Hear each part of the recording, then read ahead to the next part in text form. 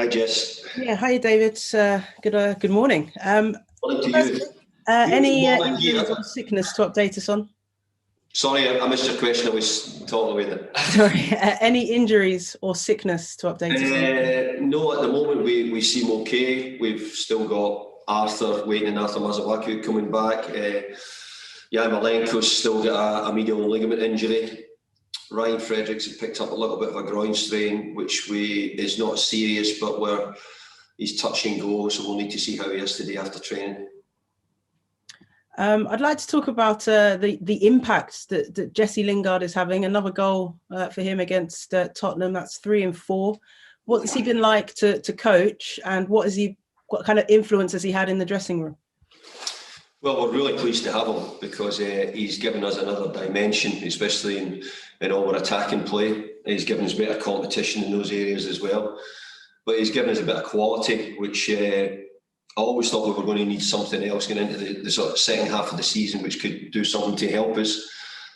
And it's not that easy to get players in January who can make a difference. And Jesse's come in and had an impact with his goals and his performances. Looking ahead to City, David, how much do you feel this is a chance for you as a club to prove that you can challenge the bigger teams above you, and that, you know, being in the top 4 is something that you can maintain? Well, I think you're talking about challenging Manchester City. You're talking about challenging arguably the top team in the world, maybe number 2, number 3 in the world, somewhere in that position. So that's a big ask for any team. It's a big ask for West Ham, but we've tried to take on the challenges what have been put in front of us this year. Some occasions we've done well, other occasions not so good, but we'll try and take Man City on in some way and try and cause them difficulties. But you need to be sort of football stupid not to understand the quality of what Man City have got and how they're playing at this present time. And how much do you enjoy personally, David, going up against someone like Pep Guardiola, who's, you know, proven himself to be one of the great managers? Well, he certainly makes you think, and he gives you problems to try and solve because of the quality of his players and his team.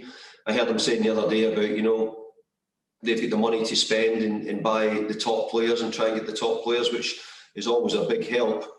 So that gives you a big advantage. But undoubtedly, he's a manager who, has his own style, improves players, and has exciting, good football teams, which is great credit to him. Any word on Michail Antonio playing very well at the moment? Has he spoken to you possibly about switching to play for Jamaica? And if so, would you support that?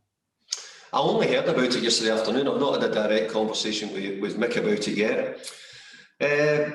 I'm still holding out that Mick will continue to play for England and may have a chance of getting selected. If he scored lots of goals, then that might be an opportunity.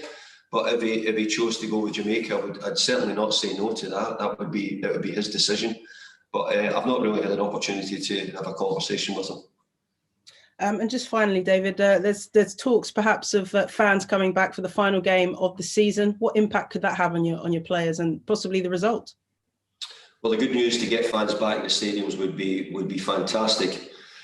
I'm a little bit uneasy about them coming back for the last game of the season because it would be an advantage to one team and not the other to have them.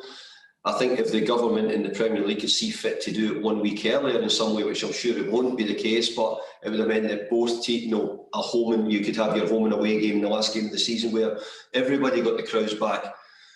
So we used the word integrity in many, many times in different periods of this this COVID time. Can't get the words out this morning, and I have to say that I'd be really worried about one club getting an advantage in the last game of the season. So I think it's something that needs to be considered. But getting the supporters back is great. I'm looking forward to it. Thanks, Jess. Katie? Morning, David. Nice to see you. Hi there, Katie.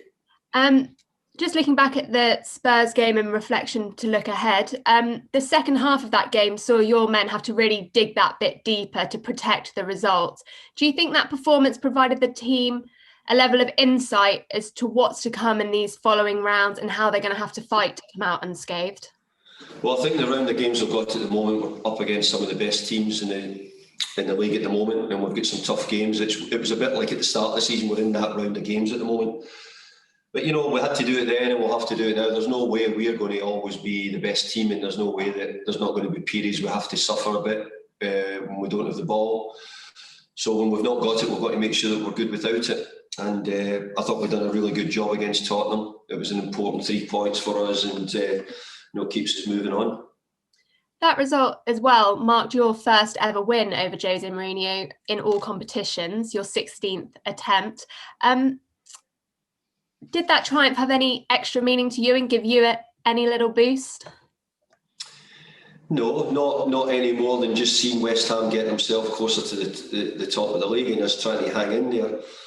And it was, I mean, the big thing about it was a derby game, and it was really important for the supporters that they saw that we could get results, and it was a good result for us. That was the big thing. But what I do see, Katie, is I see that we need to improve our performances. I think there's things in our game that we need to work hard at trying to get better at. There's lots of bits we can improve on, and that's what gives me hope that even for the future, that if we can try to keep working on them, then we can continue to improve. Tomorrow against City, it marks obviously the 40th meeting between the clubs. 9 wins, 7 draws for the Hammers, but your personal record against the club is 13 wins, 5 draws, 14 defeats. What added insight, therefore, do you bring in facing a club of this calibre at such a crucial stage of the season for your boys? Well, I think everybody knows the quality of Manchester City. We're seeing it week in, week out at the moment. Pep's got a full squad. He can pick whoever he likes. He can chop and change. Obviously, they've got a really difficult schedule because of the amount of games they've got.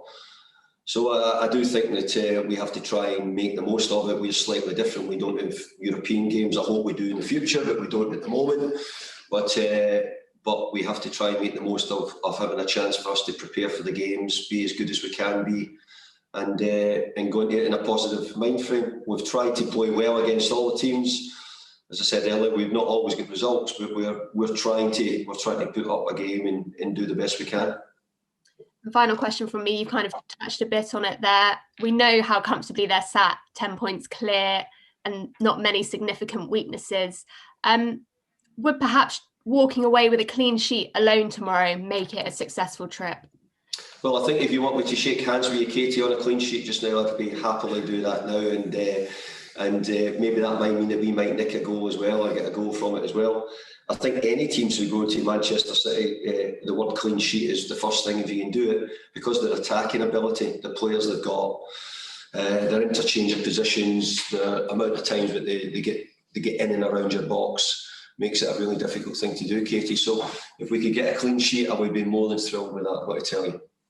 Thanks, Katie. Ian? Hi, David. How are you? How you doing, Ian? The first part of the season, no one talks about qualifying for Europe. After Christmas, there's too many games for managers to consider it. But West Ham fans getting excited now. How are you going to manage expectations ahead of taking on a team that have won their last 20 games? That manage expectations that West Ham are going to get into the Champions League?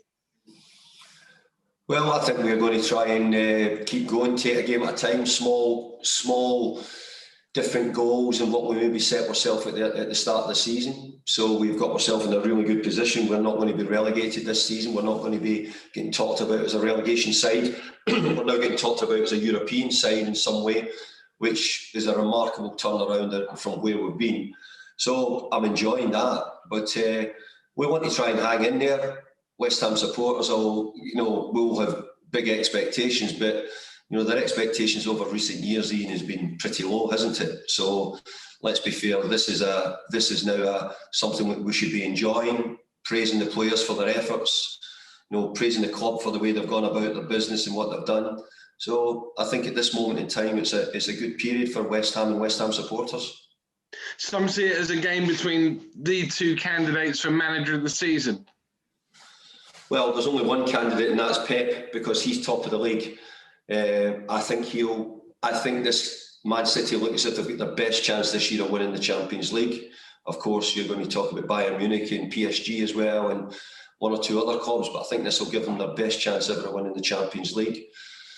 I think you need to be not quite sure what I'm going to say here, but not to think that Man City are not going to win the league. I think everybody's sure that they're going to win the league. So Pep's having an outstanding season. He's in a cup final already as well. he's got a chance to go for another one. He is doing an unbelievable job from a team which last year didn't do as well as what people expected. So he's done a brilliant job, Pep.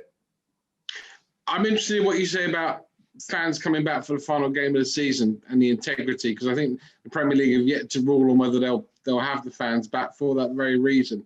Do you see it more importantly that we have full stadiums for next August rather than 10,000 for the final game of the season? Yeah, I think if you could guarantee that, excuse me, I think if you could guarantee that, I think we would all say, yeah, no problem, get rid of the 10,000, we'll wait till next season and get everybody back. I don't know if there is any guarantees on that as far as we know yet, but I think that everybody's hoping that we're going to have full stadiums back next year. That would be, we're ready for it. And we're actually watching quite a lot of sports from other countries at the moment. We're watching a bit of the cricket, and you're seeing the amount of supporters there is in the stadiums in India, for example. You know, and I know they've trialled it in Australia with some groups and going back in. So I'm hoping we can get to bigger numbers than 10,000, Ian, but you know, I think we've just got to follow government guidelines. But going back to the question, was to say is, I think the integrity of the game would just be to say, make sure that we don't, you know, there isn't something where people could say this is an unfair advantage to one team or the other if we're only talking about one game of the season. And final one from me. I was very worried this week by the sacking of Neil Lennon, because straight away your name is linked with the Celtic job. Now, what's happening with your new contract, David? I mean, are you staying next season? There's no point West Ham finishing top 4 if you're not there. Yeah, I've got no intentions of going anywhere. I've already spoke with David Sullivan. We're sort of up to date. We're quietly ticking things along. The truth is, I don't want anything to get in the way of what we're doing just now. So I'm not going to be coming out and saying I'm signing a big contract or I'm doing anything else just now that in any way might change things around. I just really want to go about the job and try and be professional. And nowadays, you know, having a contract's important, but it's not that important, I don't think, in football management, because it chops and changes so quickly. So, but I'm really happy here. I enjoy the people I work with. I think there's been great improvements on and off the field here at West Ham, and I'm hoping to continue making them better, and hopefully we can start to sustain a level of league position where we're in at the moment. Can't guarantee it, and I'm not going to promise it, which I said at the start, but let's hope we can. Thanks, Ian. Cameras off, please. Duncan, do you want to start the written for us? Thank you.